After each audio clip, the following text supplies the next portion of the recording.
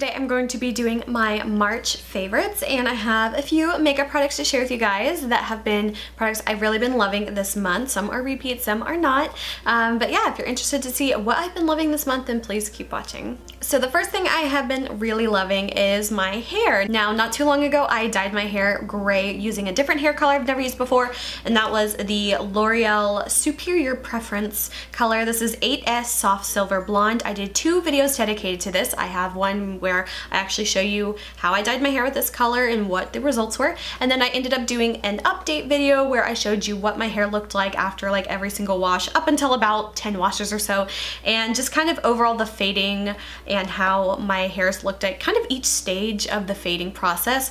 I was a really big fan of this one because I thought it looked really nice all the way through. There was never a time where I'm like, wow, you know, it's starting to look a little janky now. I felt like it faded pretty evenly. There weren't any spots that I felt like, wow, there's a huge chunk missing here. I just overall really liked how it looked all the way through. This is how my hair looks now, about 2.5 months after I dyed it. You know, 20 washes or so, and I definitely like that my hair still has a bit of that cool overall tone to it without it like just being a straight up gray color anymore.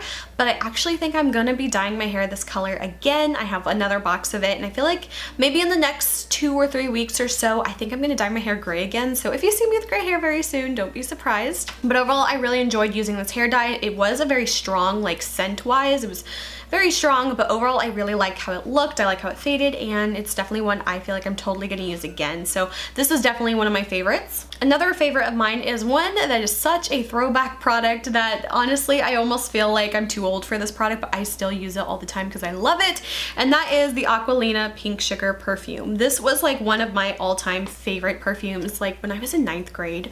Oh my god, that was like 10 years ago. That was over 10 years ago.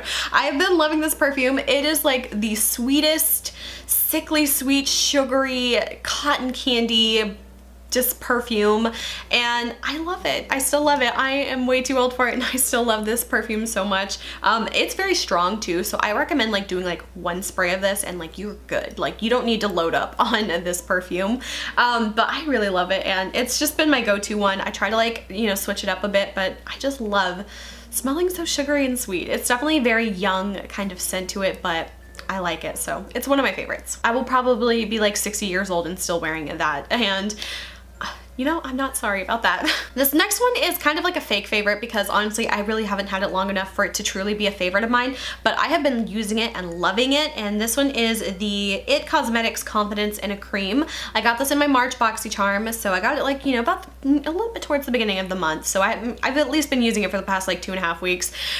So it's not like a full-fledged favorite, but I've been loving it. I love it because it's a very nice, like thick, really nice moisturizing moisturizer, and what I really love about it is that it doesn't break me out, and I'm so glad because I also got the Elemis Marine Cream one in my December BoxyCharm, and that's like a really expensive cream. I think it's like an $80 cream or something, but that one I really liked. I love how it made my skin feel, but it did not like me. Like my skin was breaking out really badly from it, and ever since I've like totally changed up my diet, my skin has been so good, and I just literally don't get breakouts that much anymore. Like I do have like a little one right here at the moment, but for the most part my skin does not break out that often at all. And I started using this one and switched from the Marine Cream one to this one, and I love this so much because it makes my skin feel amazing, but it doesn't break me out. So this one, we will have to see, you know, if anything changes, but for the time being, I like this one. This one's good. Another favorite of mine, this one I've mentioned 1.5 million times, so it's just another repeat favorite, but this one is the e.l.f. HD Setting Powder in the color Soft Luminence. I ran out of mine at the end of last month, and I was really trying to like, you know, stick to using products I already own, so I had the Makeup Revolution one. This is the Luxury Baking Powder in the color Lace, and I was like, you know, I just need to use it. I'll just suck it up and use it, and you know, not have all this stuff in my makeup collection. And so for like 2 weeks I tried using this again, and at first when I got it I really loved it, but it's just slightly too yellow for my skin, and I feel like it's kind of obvious. And the other thing I didn't like about it as much is that it kind of clumps together with how it like, I don't know, something about the way it's either milled or something. It just kind of clumps together, and I like to apply my setting powder with like a little beauty sponge like this, and I'll like dot it under my eyes. But it just clumps up kind of like flour. You know how flour kind of clumps together? That's kind of the texture of this, whereas the HD setting powder, it's almost like a super fine sugar, how it's like it spreads evenly. It's like so soft and silky, kind of a weird way to describe them. But I tried using this one and I'm not a huge fan of it. It's just not the right color and I don't like the texture of it. So I had to go back to my HD. This is like my all-time favorite one, and this is like $6. And honestly, I feel like this lasts me about, I don't know, close to a year, so it's totally worth it for me. This one I believe I got in my February BoxyCharm, I think. This is the Touch and Soul No Poreblem Primer. You can probably see like how much of it I've used. I actually really like this. This is one I like to use all over my face for pore filling. It's definitely not as pore filling as my Cover FX one that I really like, but that one I mainly just use like on my nose and across my cheekbones, because I feel like that one just does a really good like spackling kind of job. But this one I really like because it's slightly moisturizing and I can wear it all over my face, so I'll end up using both of them. I'll do this one all over and then the Cover FX just across like the spots I really need it. But I really like this. I think you can get this at Sephora for like $18, but I have seen this from Yes Style. No, not Yes Style. From Sweet Korea for like $9 or something like that. So I will definitely be repurchasing this when I'm out of it because I really enjoy using this, but I'm gonna be getting it for like half the price. So that's where I'm getting it. These next two are concealers, and I did videos on these already and I've still been using these nonstop since my video. This is the, I always forget the name, Urban Doll Kiss Cover Master Tip Concealer. So these are the ones that look like the little apples. I have two of them. This one is in the color number 1, and I think it's called Clear Beige. And then the other one is number 4, and this one is Bright Pink. This one's a little bit better for color correcting if you have any dark under eye circles, and this one's more of just like a skin tone corrector. First of all, I think these are so cute and I really love them, and the packaging is like really nice because it's like actual glass packaging. The only thing is that the little handle is so short, it's a little awkward to use, but I mean, you can get the job done. It's fine.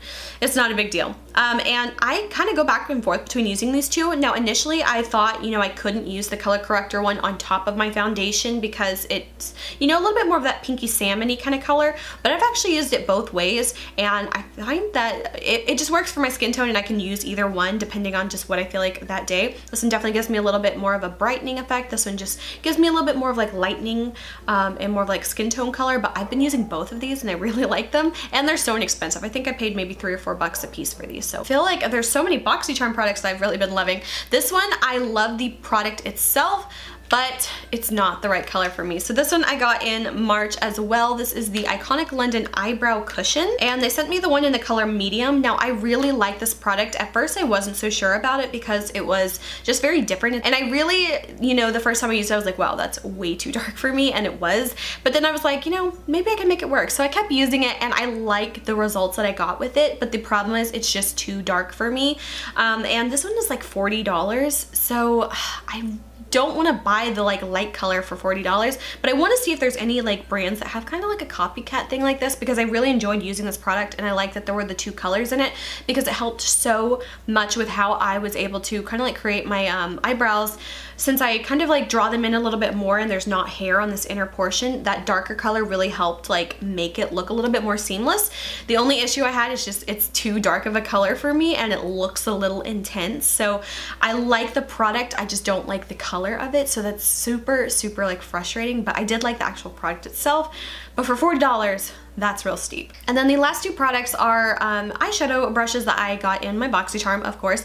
I can't remember what month I got these. I think the gold one I definitely got in November, but the pink one might have been from December. I don't know. But these two specifically, I was never really that much of a big fan of synthetic eyeshadow brushes, but these are from Luxie, and these two in particular I have been loving. This one I like to use for applying like my crease color. This one is the 229 tapered blending one.